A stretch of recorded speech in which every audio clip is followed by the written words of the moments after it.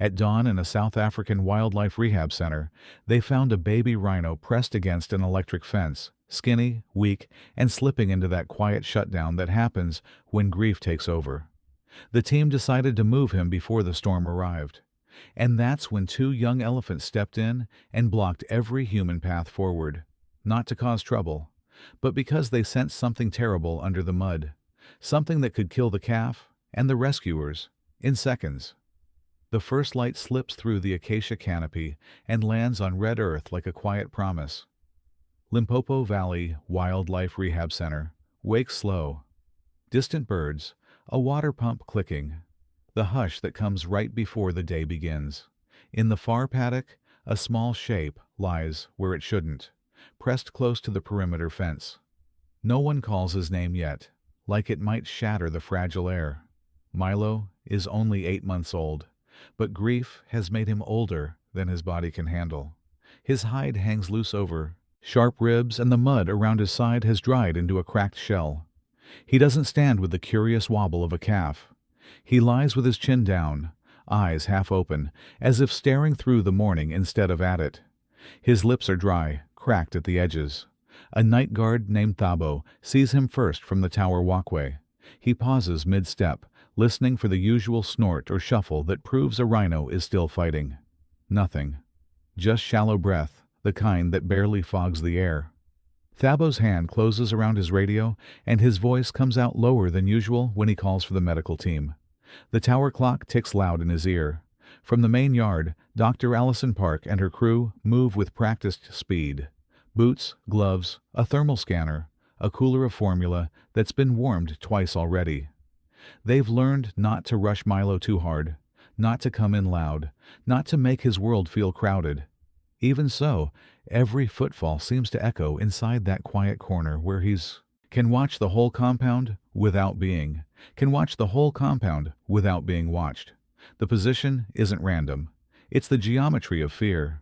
In the mud beside him, a termite mound rises like a blunt little fortress, and Milo has tucked himself into its shadow. Dr. Park kneels at a careful distance and lets the scanner read his skin. Too cool. She watches the slow lift of his ribs, counts the seconds between breaths, and feels the same helpless pinch she's felt for nearly 2 weeks. Milo has been refusing the bottle, refusing hands, refusing comfort. He has survived on water and stubbornness alone. Her breath catches anyway, once in spite of herself. Thabo whispers what the cameras caught on Milo's first night here, how the calf froze when a handler tried to guide him by the shoulder. Not a fight response, not even flight. A collapse inward, like a light, switching off. Dr. Park remembers it too. The way Milo's legs folded and his eyes went empty, as if leaving his body was easier than staying. The footage ends with a long, awful stillness. The sanctuary is built for second chances, but today it feels like it's running out of them. Beyond Milo's pen, zebras graze and kick up dust. A pair of rescued antelope spar in play. Life keeps moving as if it doesn't notice the small tragedy by the fence. That contrast makes Milo's stillness hit harder, like silence after a door slams.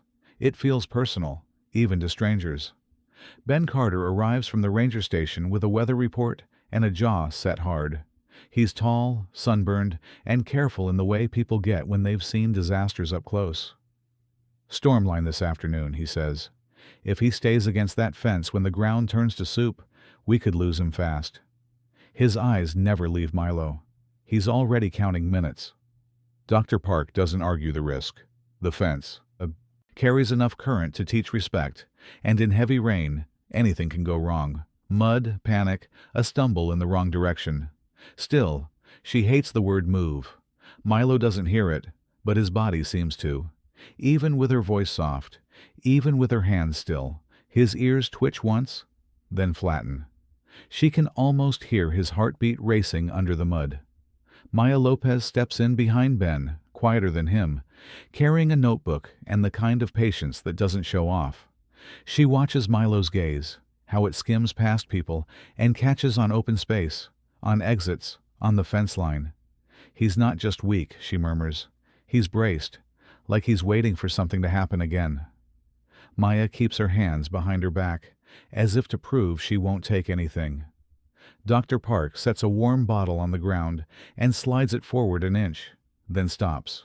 She doesn't beg.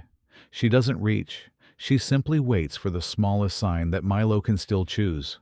The calf doesn't lift his head, but his nostrils flare once, a faint pull of air that tastes milk and memory. For a heartbeat, the morning feels like it might soften. Then, from the elephant yard, a low rumble rolls through the ground, more felt than heard.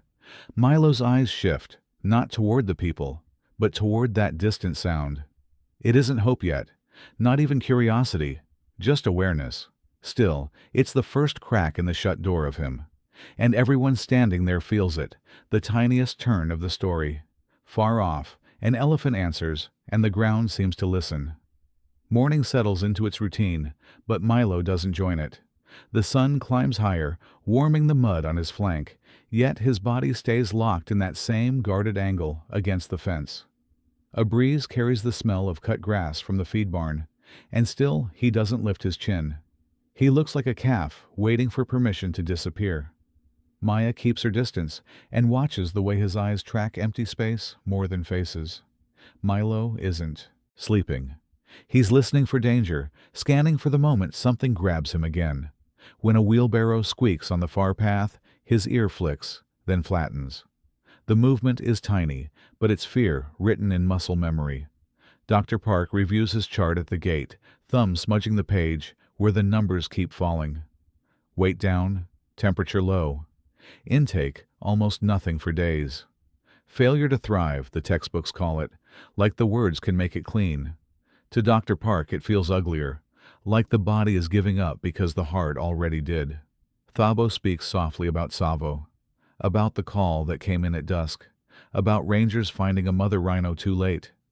Milo had been there when they arrived, a small gray shadow standing close to her side.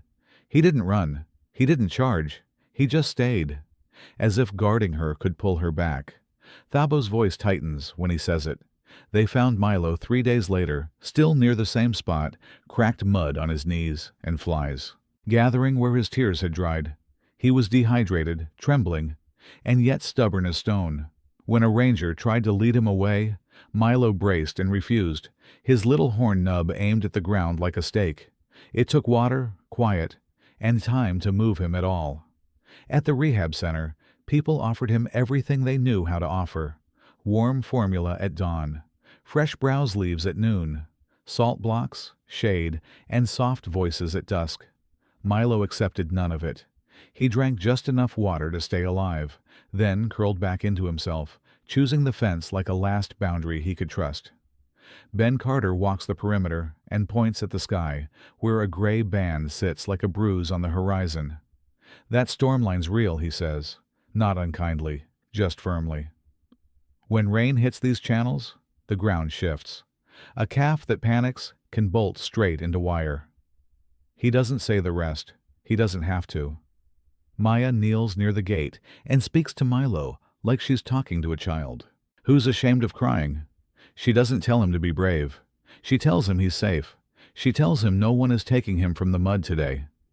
Milo doesn't look at her, but his breathing steadies for a moment, as if her calm makes the air easier to hold. Dr. Park tries the bottle again, rolling it across the mud with a gentle push. The nipple taps a small stone and stops. Milo's nostrils flare. His lips twitch like he might taste the memory of milk. For 2 long seconds he seems almost present. Then his eyes drift dull again, and his chin sinks, refusing the world the way he's learned to.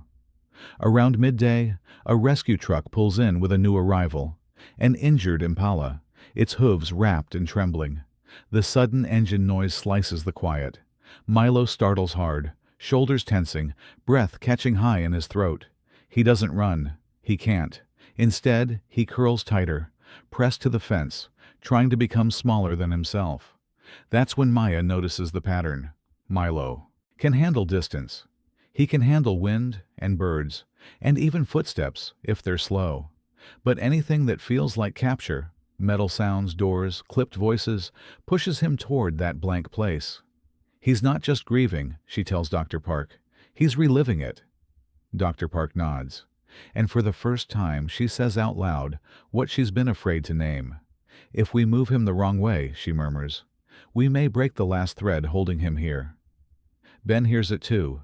His jaw tightens, because he knows the other side of the math. Leaving Milo there could kill him. Moving him could kill him. Both options feel like a trap. Late afternoon light turns honey-colored, and the compound quiets again. Milo's eyes are half open, watching the far corner where the elephant yard sits beyond a line of fever trees. A deep rumble rolls through the ground once more, soft, steady, almost like a heartbeat from somewhere larger. Milo's ear lifts, just slightly, as if that sound belongs to a world that isn't cruel. For a moment, the people around him stop acting like rescuers and become something else. Witnesses. They don't touch him. They don't speak. They simply stand in the warm air and let that distant rumble reach him. Milo doesn't rise, but he doesn't sink farther either.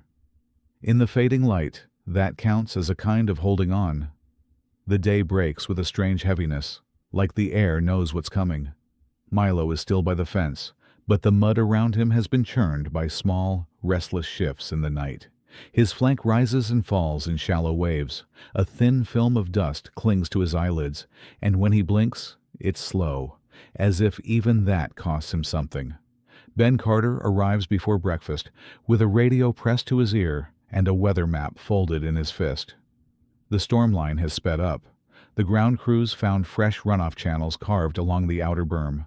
If the rain hits hard, the fence line near Milo's corner could turn slick and unstable.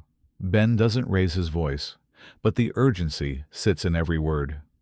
Dr. Allison Park meets him at the gate, her coat already smeared with formula and mud. She studies Milo's posture and sees the same warning sign again. Head low, ribs barely moving, eyes fixed on nothing. A calf can survive hunger for a while, but not this kind of shutdown. She thinks of the chart, the dipping temperature, the narrowing margins. She thinks, today might be the last window. Maya Lopez steps in with her notebook, cautious as a shadow. She doesn't argue the danger, only the method. "If we come at him like a capture," she says, "he'll go blank again." Ben's face tightens. "If we don't move him," he replies, "he'll panic when the rain hits and bolt into that wire." It's the kind of standoff that has no good winners. They decide on a compromise that still feels like a gamble. A low dose of sedative, just enough to soften his edges, not enough to drop him. Soft. Straps. A board sled instead of a lifted stretcher. Dr. Park hates every tool laid out on the tarp, but she hates the fence more.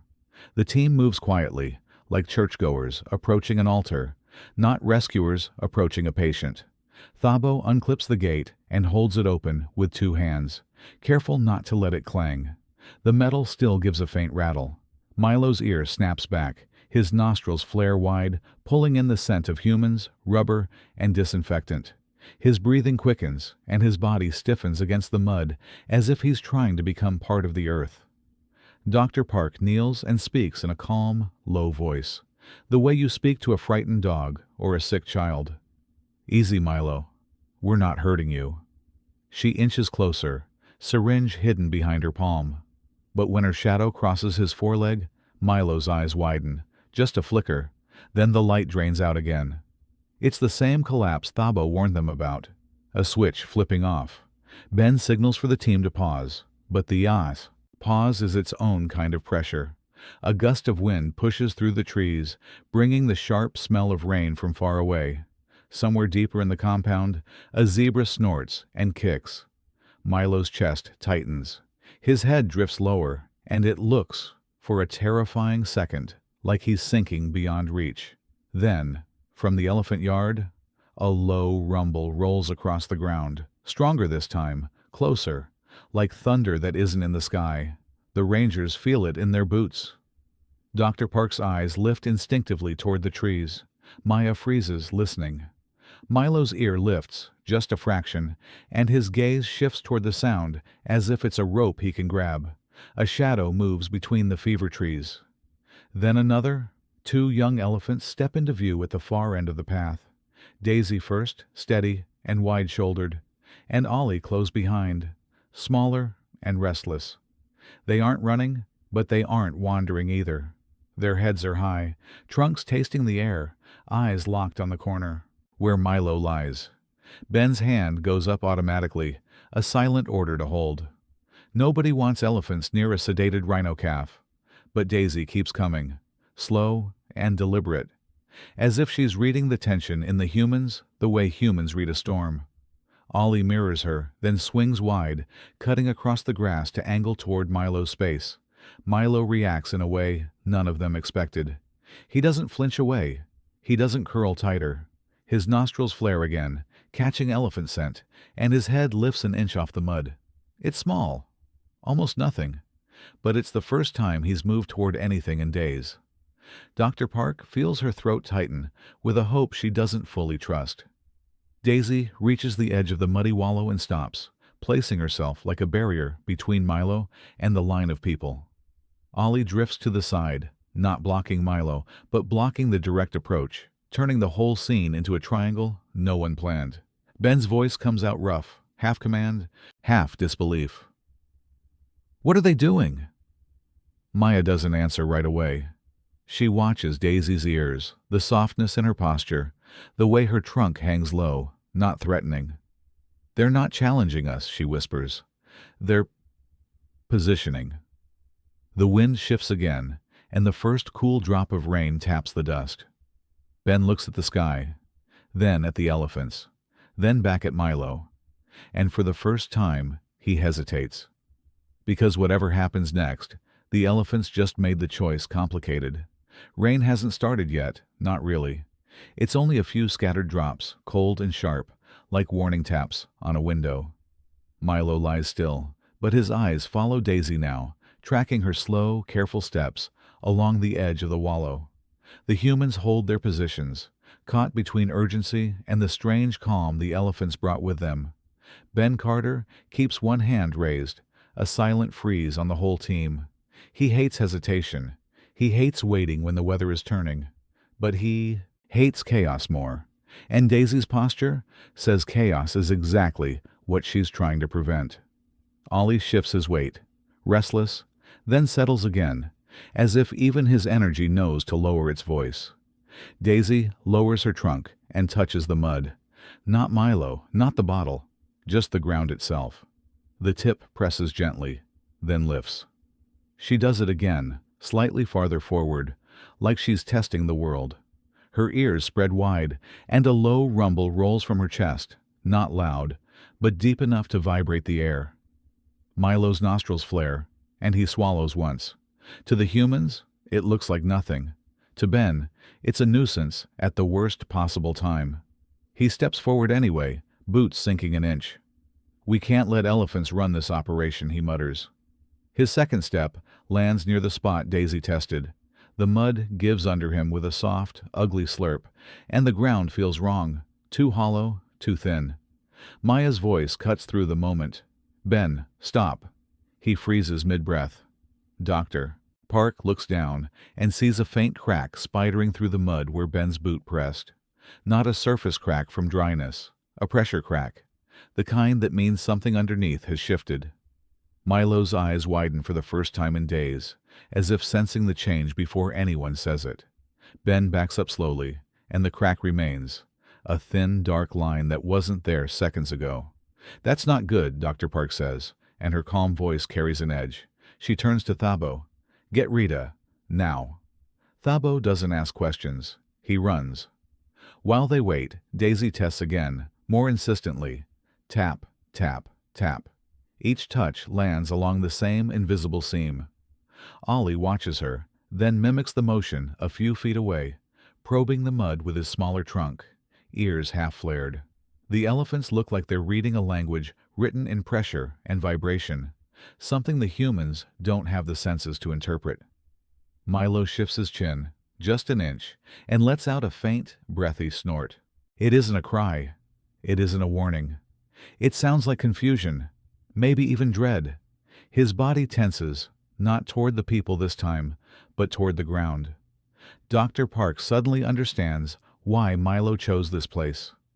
It wasn't just the fence. It was the feeling of having his back to something solid, until it wasn't.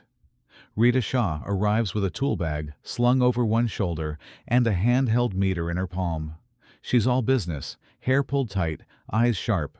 She crouches near the crack, presses a probe into the mud, and watches the needle jump. Then she glances toward the fence post closest to Milo's corner and frowns harder. "We've got leakage," she says. "Not enough to drop an adult, enough to hurt a calf." Ben's face hardens. "Can you cut it?" Rita shakes her head. "Not fast enough from here. The panel's 200 yards back, and if rain hits that trench, the current could spike or arc." She points to the ground again. "And this isn't stable. There's washout underneath. Old drainage line maybe. A pocket. If you bring a sled across it, it can collapse." The words land heavy. For the first time, the humans see what Daisy was seeing, what she was feeling through her feet and trunk. The terrifying reason isn't attitude. It's physics. One wrong step, and Milo doesn't just get moved. He falls. He panics. He hits wire. Everything they came to prevent happens because they rushed. Dr. Park looks at the rescue gear laid out on the tarp. Straps, board, sedative. All of it designed for a clean, controlled move. None of it designed for a hollow patch of earth that could swallow them. Her stomach turns, not from fear for herself, but from the thought of Milo thrashing, terrified, stuck in a collapse he can't understand. Ben swallows the pride that usually keeps him sharp. He nods once, small and stiff. "So what's the route?" he asks. Rita points to a narrow strip of firmer ground that arcs around the wallow, away from the fence line and the hidden pocket. It's longer, slower, safer, but it means they can't crowd Milo, can't push straight in, can't force the outcome. Maya watches Milo's eyes as the team rearranges. The calf is still weak, still wary, but he isn't blank anymore. He's watching, measuring. Daisy steps a half pace closer, not touching him, just existing between Milo and the people like a quiet promise. Ollie shifts to the side, creating space instead of pressure. And in that small rearrangement, Milo's breathing eases a fraction.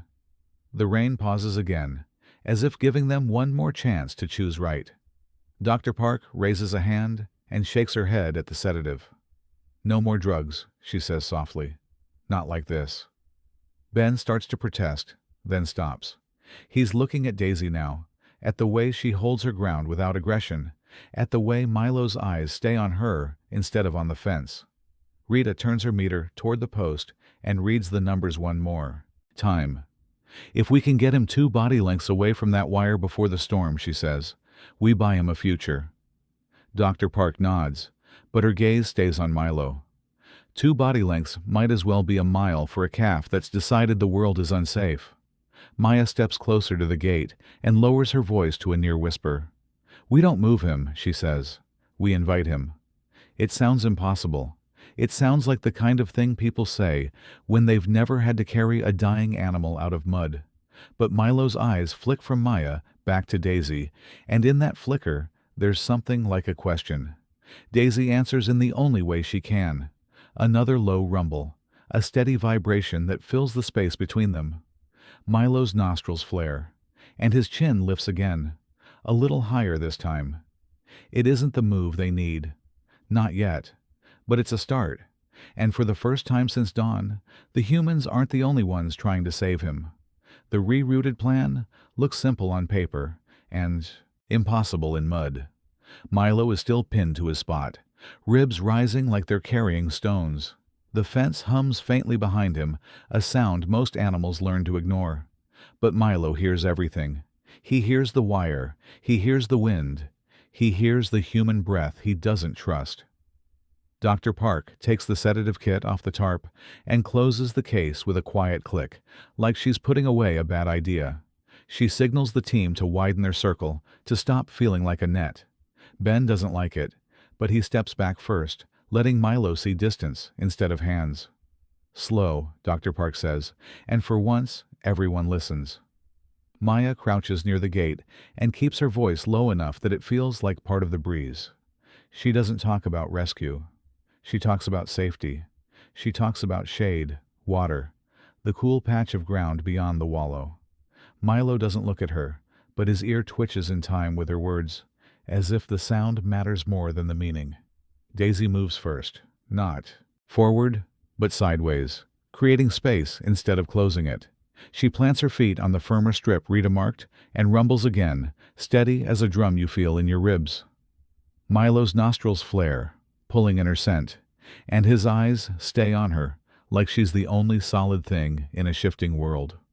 Ollie drifts wide, keeping the humans from tightening the circle. A small gust carries the smell of rain-soaked leaves from somewhere beyond the compound. Milo's head lifts a fraction, then drops again, tired of trying. His eyelids flutter like he wants to sleep, but his body won't allow it. Sleep means letting go. Letting go is what he did once, for half a second, before the world took his mother away. His spine tightens, as if to hold himself together. Rita walks the perimeter with her meter, reading the fence posts like a doctor reading a pulse. The numbers jump when she reaches Milo's corner, and her face tightens. "It's worse here," she tells Ben. "If lightning hits close, we could get a spike." Ben's eyes flick to the dark band on the horizon, and he exhales through his nose like he's trying not to panic. They bring in a new tool that isn't a tool at all. Samuel Reed, the caretaker, with the steady hands and the calm voice. He doesn't rush in. He sits on the ground at a respectful distance, palms open, like he's visiting, not capturing. He sets a warm bottle beside him and does nothing else. Milo watches him the way a wounded animal watches a river, suspicious but aware it could save him. Milo's stomach cramps with hunger, but his fear has been louder than hunger for days. He breathes in, catches the milk scent, and his mouth moves once, a tiny, unconscious swallow. Then a distant thunder roll echoes, and his body locks again. His eyes go glassy, trying to escape into that blank place. Daisy rumbles immediately, deeper, closer, as if answering the thunder with something gentler. Ben takes one step forward, then stops himself. He's learning the hard lesson that action isn't always help.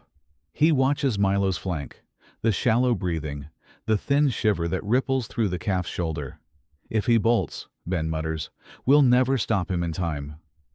Maya doesn't look away. "That's why we don't push," she says. "We guide." They try the first invitation. Samuel nudges the bottle forward an inch, then pulls his hand back fast, so Milo sees the movement end. Dr. Park stands behind Samuel and keeps her posture soft, shoulders down, eyes lowered. No one speaks, even the birds seem quieter. Milo's nostrils flare again, stronger, and the tip of his tongue touches his lip like he's tasting the air. Daisy shifts closer, by half a step, still on the safe ground, still not crowding him. Her trunk lowers toward the mud, and she presses gently, as if showing Milo where the earth holds firm. Ollie mirrors her, making a wide, protective curve that keeps the humans from drifting in. It's not a blockade now. It's a hallway. Milo's eyes follow the shape of it, measuring the distance like a map. For a heartbeat, Milo leans forward, barely. The movement is so small, it could be a trick of light. But his chin lifts off the mud, and his foreleg tenses, as if remembering how to stand. Dr. Park feels her throat tighten, because she knows what it costs him to try. And she also knows how quickly that effort can collapse into terror. The wind changes again, colder, carrying the first real scent of the storm. Far away, the sky darkens as if someone dragged a curtain across the sun. Rita glances at her meter and swears under her breath. "We don't have hours," she says. Ben's hand closes into a fist at his side. Not anger, fear. The choice is narrowing. Milo blinks, slow and heavy, then fixes his gaze on Daisy, like he's asking a question only she can answer. Daisy rumbles back, steady, patient, unmoving.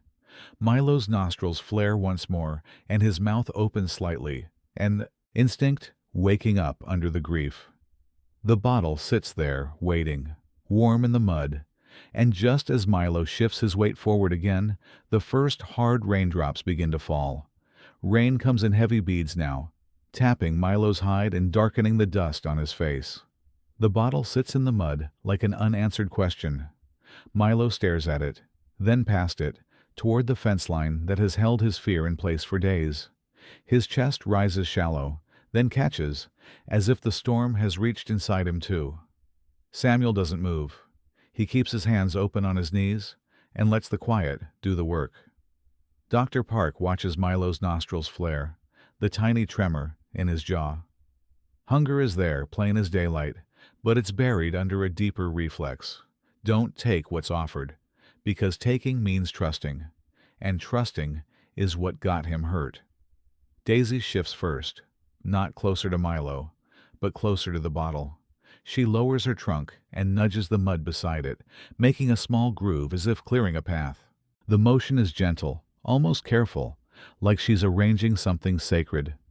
Milo's eyes follow the trunk tip, and for the first time in days, his gaze looks sharp instead of far away. A low rumble rolls from Daisy's chest, steady and warm, and Milo's ears lift just a little. The sound isn't a command. It's not pressure. It feels like a blanket laid over his nerves. Ollie stays wide, keeping the human spread out, his small body angled like a guardrail that says, "No sudden moves, not today." Milo breathes in again. Milk, wet earth, elephant skin, the metallic tang from the fence. The rain makes the wire smell louder. His eyes flick to it, and his body tenses. Dr. Park steps back half a pace without thinking, giving him room to choose. Ben does the same, jaw tight, watching the sky like it's a clock that won't stop. Milo tries to rise and fails. His foreleg folds, and his chin drops back into the mud. The moment stings, not because he's weak, but because he tried. Dr. Park swallows hard and forces her hands to stay at her sides. She knows the old instinct, to rush in and lift him, could be the very thing that pushes him over the edge. Samuel whispers, not to Milo's ears so much as to the air. "It's all right, buddy. I'm right here." The words are plain, almost old-fashioned. Milo's eyes don't meet his, but they don't go empty either. Daisy rumbles again, then pauses, holding the silence like she's waiting for Milo to fill it. Milo shifts his weight a second time, slower, smarter. He digs his hoof into firmer ground where Daisy had tested earlier, and he pushes. His knees shake, but he gets his chest up. Mud slides off his shoulder in a thick ribbon. For a few seconds, he stands, wobbly, thin, and trembling, yet upright, as if remembering he's still a living thing. The bottle is closer now, but the fence is still behind him, humming its quiet threat. Milo's head turns toward the wire, and his breathing spikes. The storm has taught his body to expect the worst. Daisy steps into his line of sight, not blocking him, just giving him something else to look at. Her trunk reaches out and stops short, careful not to touch. Milo lowers his nose toward the bottle. The nipple brushes his lip, and he flinches back like it burned him. His eyes flash wide, panic skirting the surface. Dr. Park holds her breath. Ben's hands flex, ready to intervene. But Daisy's rumble deepens, and Ollie releases a soft, breathy puff, almost like an encouraging sigh. Milo tries again. This time he doesn't snap back. His mouth closes around the nipple, tentative at first, then firmer. The first swallow is small, barely there. Then another, and another. Milo drinks like someone afraid the chance will vanish if he hesitates. Dr. Park's eyes sting, and she turns her face slightly so no one sees it. For 20 seconds, it feels like the world has softened. Milo keeps drinking, the rhythm steadying his breathing, the milk warming, something that had been cold inside him. Daisy stands close enough that Milo can feel her presence without being crowded. Ollie shifts into position behind her, as if guarding the moment from anything that might interrupt it. Then thunder rolls, closer than before, and the spell wavers. Milo stops, mid-swallow, head jerking up, eyes searching wildly for the source. A hard gust slaps rain sideways across the wallow. The fence gives a sharp, faint crackle that makes Ben's spine go rigid. Milo's legs tremble, and the bottle slips from his mouth. Dr. Park raises one hand, palm down, signaling everyone to freeze. "No sudden moves," she whispers, voice tight. Milo's gaze snaps to the fence again, and his body angles toward it like a magnet pulling him back to the only safe place he knows. Daisy steps half a pace forward, calm as stone, as if telling him, "Not that way." Milo takes one unsteady step, then stops, breathing hard. He looks at the bottle in the mud, then at Daisy, then at the darkening sky. For a brief, fragile moment, he seems caught between two worlds, fear and food, wire and warmth. The rain thickens, and somewhere beyond the trees, the storm finally begins to speak in full. Night falls early under storm clouds, and the sanctuary lights glow like small islands in the dark. Milo stays near the wallow, bottle scent still on his breath, but the air has changed. The wind tastes metallic and sharp. The fence hum grows louder in the rain, a thin, nervous sound. Milo's ears tilt, reading every shift like bad news. Thunder hits without warning, a hard crack that seems to split the sky in half. Milo jolts like he's been struck, legs firing before his mind catches up. Mud sprays as he lunges forward, then stalls, then lurches again. His breathing turns ragged and high, the kind that doesn't bring air, only panic. The storm doesn't just scare him, it wakes the old nightmare. Ben's radio pops with urgent chatter from the night guards. A fence line alarm flickers on the panel. Rita's earlier warning sits in everyone's bones now. Dr. Park grabs her coat and runs, boots sliding on wet clay. Maya follows, hair plastered to her face, notebook forgotten. They reach Milo's corner and see the worst thing a team can see, a frightened animal with nowhere safe to run. Milo bolts toward the perimeter, straight at the wire that has been his false comfort. Lightning flashes, turning everything white for a heartbeat, and the fence spits a sharp crackle. Milo flinches and pivots, hooves skidding, then surges again as if his body can't decide which fear is bigger. He's not thinking, he's reliving. His eyes are wide, wild, searching for a mother who isn't there. The guards raise tranquilizer rifles, hands steady, but faces tight. A sedative could stop him from slamming into the fence, but it could also drop him wrong in this mud, leave him vulnerable, make him associate the storm with being captured again. Dr. Park lifts a hand to halt the shot, torn in half by the choice. "Wait," she says, voice cracking under the rain. "Just wait." A deep rumble rolls in from the elephant yard, low and constant, like a steady drum under the thunder. Daisy and Ollie appear through the sheets of rain, moving fast but not frantic. Daisy heads straight for Milo's line, planting her body between him and the wire. Ollie swings wide, cutting off the angle Milo keeps trying to take. They don't chase him, they redirect him. Milo charges toward Daisy, then stops short as if he's hit an invisible wall. Not fear of her, but surprise. Daisy doesn't threaten. She simply stands, massive and calm, ears spread like a shield. Her rumble stays steady, threading through the storm noise. Milo's head jerks side to side, confused, desperate, and then he tries to bolt around her. Ollie steps in, quick and clumsy, but brave, blocking the gap with his smaller frame. He doesn't touch Milo. He just takes the space Milo wants to steal. For a second, it looks impossible. Two young elephants trying to steer a panicking rhino calf in a hurricane of sound. But the elephants keep their bodies low and their energy quiet, like they're lowering the temperature in the air. Another thunderclap detonates overhead, and Milo crumples, knees folding, as if his legs quit on him. He hits the mud with a wet slap, chest heaving. The sight stops the humans cold. Dr. Park takes one step forward, then remembers the hollow ground, the wire, the risk of making him worse. Her hands hover in the rain, helpless. Milo trembles, and the storm keeps roaring. Daisy lowers herself, slowly, deliberately, bringing her forehead down to Milo's back. The contact is gentle but solid, a weight that says, "You are not alone." Ollie presses in on the other side, shoulder to Milo's flank, forming a living canopy against wind and rain.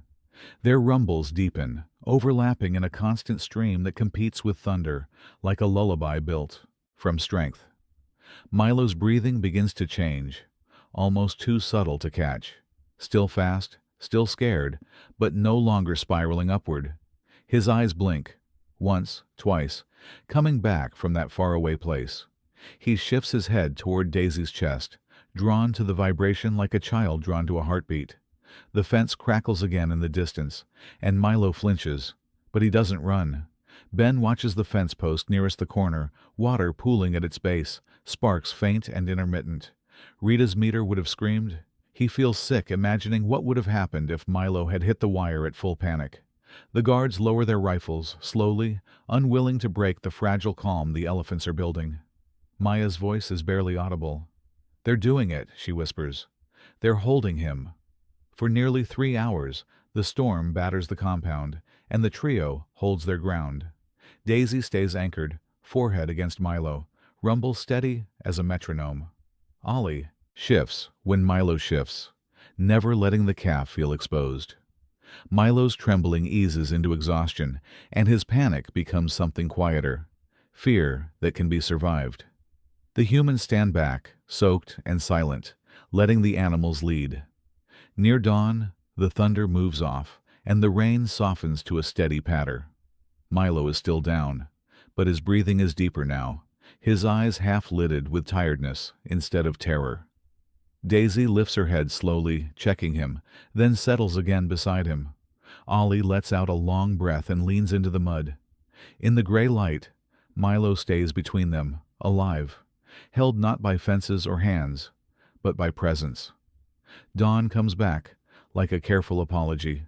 The clouds thin, and pale light lays itself over the soaked red earth. Milo is still in the mud, but he isn't shaking anymore. His sides rise deeper now, slow enough to count. Steam lifts from Daisy's back in the cold air, and Ollie's ears droop with exhaustion, yet neither elephant moves away. When Milo finally pushes himself upright, it's clumsy, but it's his choice. Mud peels from his legs in heavy ribbons. He blinks at the quiet, as if the silence is unfamiliar. The fence hum is softer now, almost ashamed. Milo turns his head once toward the wire, then back to Daisy, and his body loosens a fraction, like he's learning a new definition of safe. Dr. Park arrives with wet hair tucked under a hood, her boots already caked with clay. She stops short of the wallow, not wanting to crowd him, and watches for any sign of that empty shutdown. Milo's eyes meet hers for half a second, then drift away without panic. It isn't warmth, but it isn't fear. For Milo, that's a kind of progress that feels unreal. Rita meets Ben at the corner post, with her meter and a tight mouth. She crouches by the base where water still pools and points at a blackened mark on the metal. "Arc burn," she says. "It's spiked during the worst of it." Ben's throat works as he stares at the scorch. He imagines Milo hitting that wire at full speed, and the thought turns his stomach. Ben walks back toward the wallow slower than usual, carrying the weight of almost. He looks at Daisy's planted feet, at Ollie's muddy shoulder pressed close to Milo's flank, and something in his expression shifts. He's always trusted plans, and strength, and quick action. Today, he has to admit the truth. 2 young elephants saw danger his eyes couldn't read, and they chose to stop him anyway. Samuel comes with a fresh bottle, warm and steaming in the cool morning. He doesn't step into Milo's space. He sets it down on the firmer strip of ground Rita marked the day before, then backs away until he's just another quiet figure in the background. The bottle sits there like a second chance placed gently on the earth. Milo hesitates, head low, nostrils working. The storm didn't erase his grief. It didn't bring his mother back, but it did something else. Proved he could survive the worst moment without losing himself. Daisy rumbles once, soft and steady, and Milo takes a step toward the bottle. His legs tremble, then find balance. He drinks without rushing this time. The rhythm is slower, steadier, like his body remembers what nourishment feels like. Dr. Park keeps her hands clasped in front of her so she won't reach. Maya watches Milo's shoulders, the absence of flinch, the way his eyes stay present. Ben exhales a breath he didn't realize he'd been holding all night. Halfway through the bottle, Milo pauses, lifts his head, and looks toward Daisy and Ollie. Daisy leans in just enough to let him feel her warmth. Ollie sniffs the air, then gives a soft puff that sounds almost pleased with himself. Milo makes a small sound, barely more than a grunt. But it isn't distress. It lands in the quiet, like a first word. Dr. Park checks Milo's ears and eyes from a distance, reading his posture like a language. He's still fragile, she tells Maya, under her breath. But he's here. Maya nods, eyes shining without tears. He's choosing connection, she whispers back. Behind them, Ben stands with his arms crossed, not guarding the scene anymore, protecting it. They change the rules right there in the damp morning. No more direct lifts, unless it's life or death, and the ground is proven safe. No more tight circles of people that feel like capture. Rita marks the unstable area with bright flags. Ben orders a new safe corridor built along the fence line. Maya names it simply, a no-force first protocol, because sometimes the gentlest plan is the only plan that works. By late morning, Milo returns to the wallow on his own, not because he's hiding, but because it's familiar. Daisy and Ollie settle nearby, close enough to be felt, not close enough to trap. The sun breaks through for real, turning raindrops into small sparks on the grass. Milo lowers himself between them, sighing into the mud like a calf, finally letting his body rest. Ben watches the trio for a long time, then looks at the black scorch on the fence post again. The title of the day sits in his mind with a new meaning. They hadn't blocked the people out of stubbornness. They'd blocked them from stepping into a deadly mistake, one that could have taken Milo for good. And as Milo sleeps, held by quiet rumbles and warm presence, the sanctuary feels different, wiser, humbled, and strangely hopeful. If this story hit you in the heart, do me a favor. Drop a 1 in the comments if you believe animals feel grief just like we do, and drop a 0 if you think this was pure instinct. I'm going to read every single one, and if you want more true, emotional wildlife stories like Milo, Daisy, and Ollie, stories that remind us hope can show up from the most unexpected places, tap subscribe and turn on notifications so you don't miss the next one.